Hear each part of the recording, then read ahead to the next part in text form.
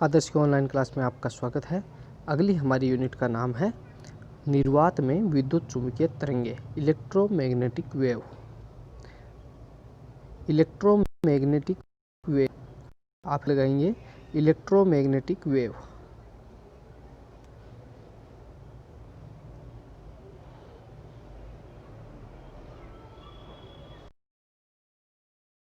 निर्वात में हेडिंग लगाइए, ये हमारी यूनिट का नाम है।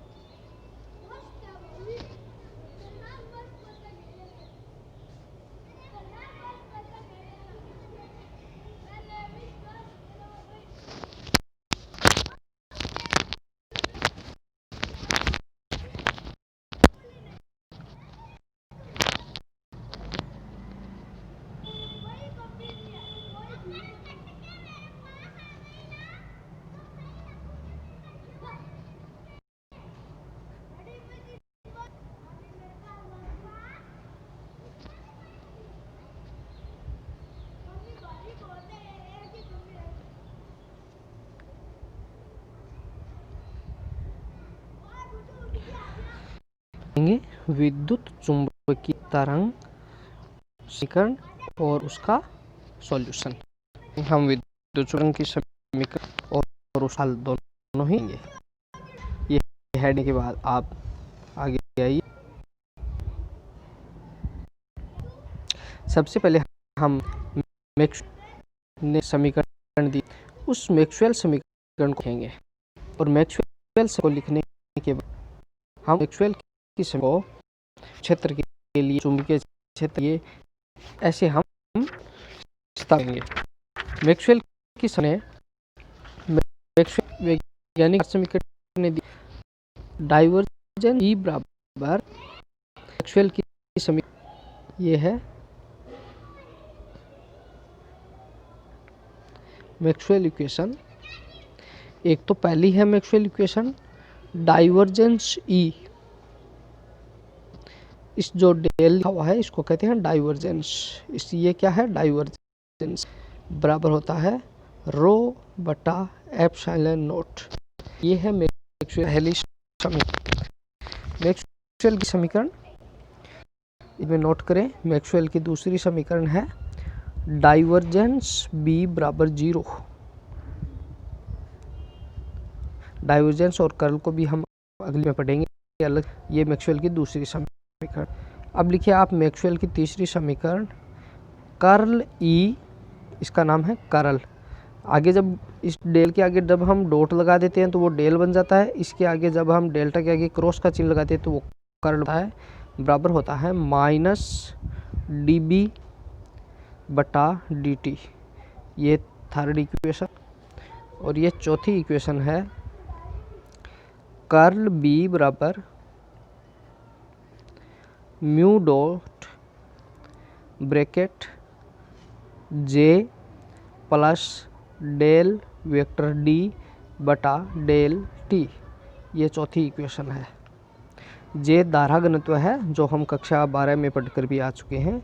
ये धारा घनत्व है। D क्या है भाई? D होता है हमारा विस्थापन सदिश। इस पर वेक्टर लगा हुआ है विस्थापन सदिश। निर्वात में भी क्या है? निर्वात में धारा घनत्व भी 0 होता है और रो भी क्या होता है? 0 होता है। तो जो हमने चारों इक्वेशन लिखी, चारों इक्वेशन बात में किस बदल जाती है आइए देखें। ये देखिए ये निर्वात में विद्युत चुंबकीय तरंग की समीकरण व उनका हल। मैक्सवेल की समीकरण से हम जानते हैं डाइवर्जेंस E बराबर रो बटा एप्सिलॉन नॉट, समीकरण नंबर 1। डाइवर्जेंस B बराबर 0, समीकरण नंबर 2। कर्ल E बराबर माइनस dB बटा dt, समीकरण नंबर 3। कर्ल B बराबर mu dot J plus del D बटा डेल T, समीकरण नंबर 4।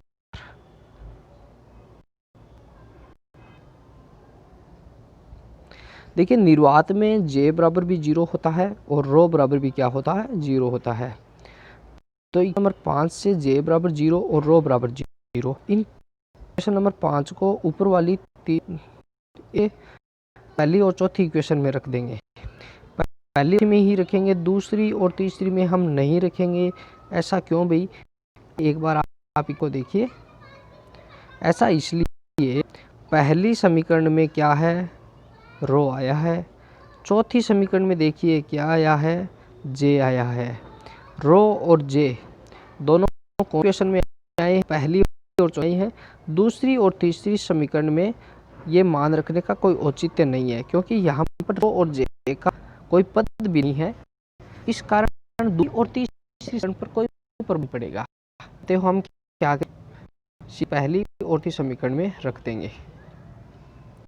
तो देखिए पहली और चौथी, पहली समीकरण कैसे बदल जाएगी, डाइवर्जेंस ई बराबर रो बटा एप्सिलॉन नॉट थी, वो समीकरण क्या आएगी, डाइवर्जेंस ई बराबर 0।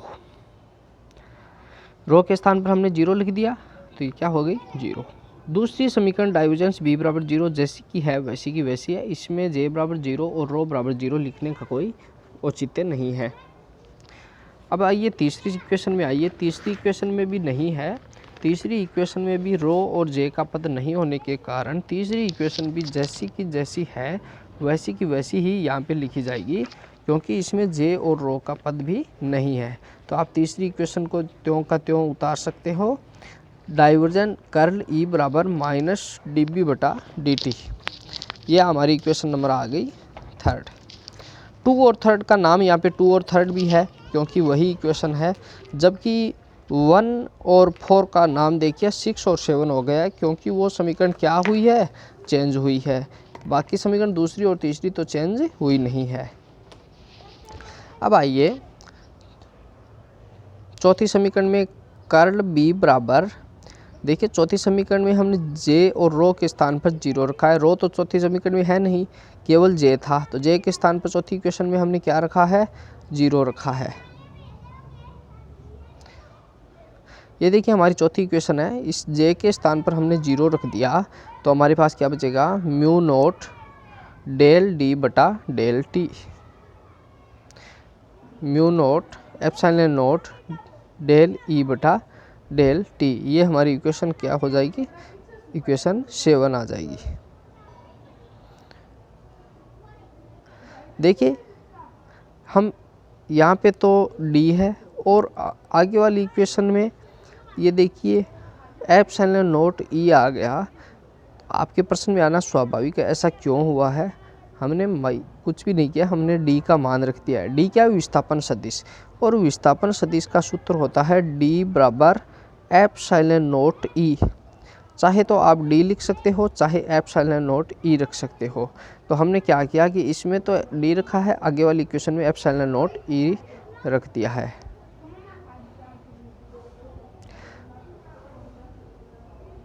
ये देखिए एप्सिलॉन नोट ई, आप विस्थापन सदिश का सूत्र नोट कर सकते हैं। देखिए अब हम सबसे पहले आप हेडिंग लगाइए, फर्स्ट है विद्युत क्षेत्र के लिए समीकरण। सबसे पहले हम विद्युत क्षेत्र की समीकरण लिखेंगे। देखिए समीकरण 3 हमारा था, उसका हम क्या ले लेंगे, कर्ल ले लेंगे। कर्ल क्या है, वास्तव में एक संकारक है। अगली यूनिट में हम कर्ल और डाइवर्जेंस को पढ़ेंगे। कर्ल वास्तव में एक संकारक है, यानी ऑपरेटर है। जैसे जोड़, बाकी, गुणा, भाग, ये भी क्या है, इस प्रकार से ऑपरेटर है। इस कर्ल को, ऑपरेटर को हम समीकरण, इस कर्ल ई वाली जो तीसरी समीकरण है विद्युत क्षेत्र वाली, उसका हम दोनों साइड में से कर्ल ले लेंगे। यानी कर्ल लेने का अर्थ क्या है, उसे डेल क्रॉस से मल्टीप्लाई कर देंगे दोनों साइड में। तो ये माइनस डी बी बटा डी टी था दाएं साइड में, वो पहले लिख लिया हमने माइनस, उससे कोई प्रभाव नहीं पड़ेगा। अब देखिए आगे देखिए ये समीकरण किस प्रकार कन्वर्ट हो जाती है। डी बटा डी टी को हम ब्रैकेट से बाहर निकाल लेंगे, पहले माइनस है, उस माइनस से डी बाई डी टी को मल्टीप्लाई करिए, minus D by D T हो जाएगा, और ब्रैकेट में हमारे पास आएगा कर्ल बी। ये हमारे पास इक्वेशन नंबर 2 है। देखिए हमारे पास सदिश की एक सर्वसमीका होती है, आप कक्षा 12 में पढ़कर आए होंगे सदिश से। अगर तीन सदिश का जो गुणा होता है ए क्रॉस बी क्रॉस सी, आप सदिश के 2 प्रकार के गुणा पढ़कर आए हों, डॉट प्रोडक्ट और स्केलर प्रोडक्ट, यानी डॉट गुणनफल और सदिश गुणनफल, यानी 2 सदिशों का सदिश गुणनफल और 2 सदिशों का अदिश गुणनफल। ये 2 सदिशों का सदिश, 3 सदिशों का सदिश गुणनफल है। आपने कक्षा 12 में ये से पढ़कर आया था, आप आए थे A cross B, A dot B, ऐसा पढ़कर आए थे। अब हम 3 सदिश पढ़ेंगे। अगर 3 सदिशों का सदिश गुणा होता है तो वो किस प्रकार लिखा जाता है, ए क्रॉस बी क्रॉस सी होता है। तो उस सदिश में अगर बी क्रॉस सी के आगे पहले ब्रैकेट लगा हुआ है तो उस सदिश का मान हो जाता है B into A dot C, scalar है वो डॉट में कन्वर्ट हो गया, minus C dot A dot B. आप इसको सदिश की सर्वसमीका को याद रखना कि A cross B cross C का मान होता है B A C minus C A B, आप शॉर्टकट में ऐसा बोल सकते हो। अब इस सदिश की सर्वसमीका को ऊपर वाली समीकरण जो हमने विद्युत क्षेत्र के लिए समीकरण लिखी है उस समीकरण से इसकी तुलना कीजिए। इसकी तुलना करने पर आप पाएंगे कि ए के स्थान पर हमने लिखा है डेल, बी के स्थान पर हमने लिखा है डेल, सी के स्थान पर हमने लिखा है ई। ऐसा आप तुलना करने से पाओगे। देखिए ए के स्थान पर डेल, बी के स्थान पर डेल और सी के स्थान पर ई है, उसको हम रख देंगे तो हमारे पास इसका मान आ जाएगा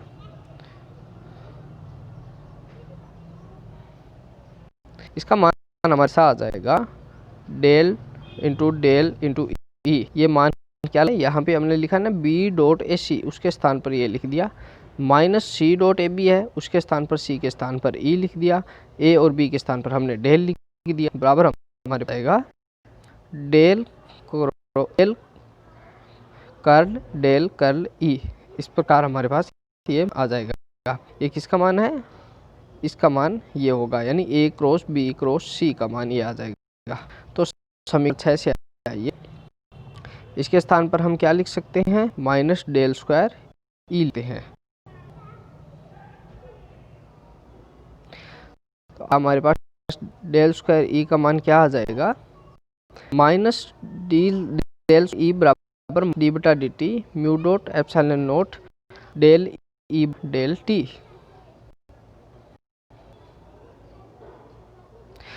देखिए नंबर 6 देखिए, समीकरण नंबर 6 क्या है, डाइवर्जेंस ई का मान क्या है, डाइवर्जेंस का मान कैसा है, 0 है। ये समीकरण से क्या आ जाए, क्रॉस कर्ल ई, यानी 2 बार हमें डेल लिखना है, उसके वेक्टर गुणनफल करना है और उसके ई को करेंगे, मान क्या आ जाएगा, माइनस डेल ई हम आ जाएगा। माइनस डेल स्क्वायर का मान बराबर है, मान है minus D by D T curl B के बराबर है, यह आ जाएगा माइनस डेल स्क्वायर ई बराबर D by D T mu dot epsilon naught del E बटा डेल टी। देखिए यहाँ से हमारे पास एक बार पिछले पेज पे चले, आपको एक बार दोबारा बताए।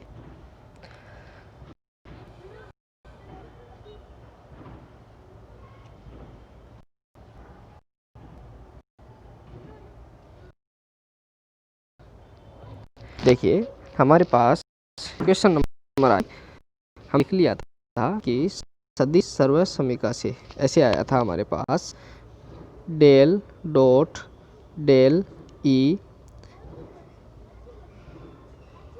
बी डॉट ए सी लिखा, minus C dot A B के स्थान पर हमने क्या लिखा था, E dot vector E vector del dot vector del बराबर हमारे पास आया था del cross vector del cross E, यानी इसका मान हमारे पास ये आ गया। और हमारी क्या कहती है, समीकरण नंबर अब 6 हमारी कहती है कि डाइवर्जेंस ई का मान क्या होता है, 0 होता है। डाइवर्जेंस ई बराबर 0 हम यहाँ पर रख देंगे तो ये पूरी की पूरी टर्म क्या हो जाएगी, 0 हो जाएगी। तो हमारे पास डेल क्रॉस ई, इसका मान क्या आ जाएगा, इसका मान ये आ जाएगा माइनस डेल स्क्वायर ई, क्या आ जाएगा, माइनस डेल स्क्वायर ई। ये माइनस डेल स्क्वायर ई हम कहाँ देंगे, नंबर 8 में रखें, माइनस डेल ई हम क्या पर रख देंगे, समीकरण नंबर 8 में रख देंगे। इसके स्थान पर हम क्या रख देंगे, माइनस डेल स्क्वायर ई रख देंगे वो, और ये माइनस किसका हो जाएगा, और बी का मान हम क्या रख देंगे, बी का मान हम रख देंगे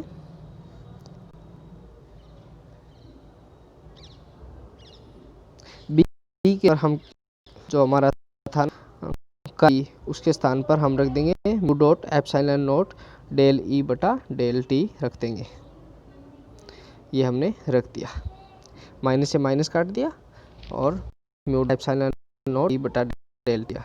तो डेल स्क्वायर ई का मान क्या आ जाए, म्यू डॉट एप्सिलॉन नॉट को बाहर लेंगे, डी बटा डी टी को डी बटा डी टी से मल्टीप्लाई करें तो डबल टी हो जाएगा डेल टू ई बटा डेल टी स्क्वायर समीकरण नंबर। यही विद्युत क्षेत्र की तरंग समीकरण है। आप इसको नोट रखना, वन लाइन में भी आप लिख सकते हैं। यही विद्युत क्षेत्र क्या है, समीकरण है। इसी प्रकार हम क्या करेंगे, आपके क्षेत्र के लिए निकालेंगे चुंबकीय क्षेत्र की समीकरण भी इस प्रकार हम क्षेत्र के लिए क्या होता है भाई, ये समीकरण 7 हमारा चुंबकीय के लिए समीकरण। तो हम कौन से शुरुआत करेंगे, जिस समीकरण में हमारे पास क्या हो, बी हो। बी क्या होती है, क्षेत्र होता है, और ई क्या होता है, विद्युत क्षेत्र होता है। तो वह समीकरण जिसमें हमारे पास बी हो, समीकरण को लेकर के चलेंगे। देखिए हम एक तो इक्वेशन में है और एक इक्वेशन नंबर 7 में है, लेकिन इक्वेशन नंबर 2 में जो ड्राइवरी है उसका मान है 0, इसको लेकर नहीं चलेंगे, जबकि इक्वेशन 7 को लेकर चलेंगे और इक्वेशन 7 को लेंगे। और जब हमने पिछले क्षेत्र के समीकरण में ज्ञात किया था कि सबसे पहले हम क्या लेंगे, कर्ल लेंगे, तो समीकरण 7 का हम क्या ले लेंगे, कर्ल लेंगे, डेल क्रॉस से दोनों और मल्टीप्लाई कर देंगे समीकरण 7। तो 7 को मल्टीप्लाई के बाद में क्या आएगा, देखिए ये आ जाएगा हमारे पे minus del square B, minus square B आ जाएगा बराबर mu dot epsilon naught del by del T minus del B बटा डेल टी। और माइनस से माइनस को हम क्या काट देंगे तो डेल स्क्वायर बी का मान क्या आएगा, mu dot epsilon naught del two B बटा डेल टी स्क्वायर। यही क्या है, चुंबकीय क्षेत्र के लिए तरंग समीकरण है चुंबकीय क्षेत्र के लिए तरंग समीकरण।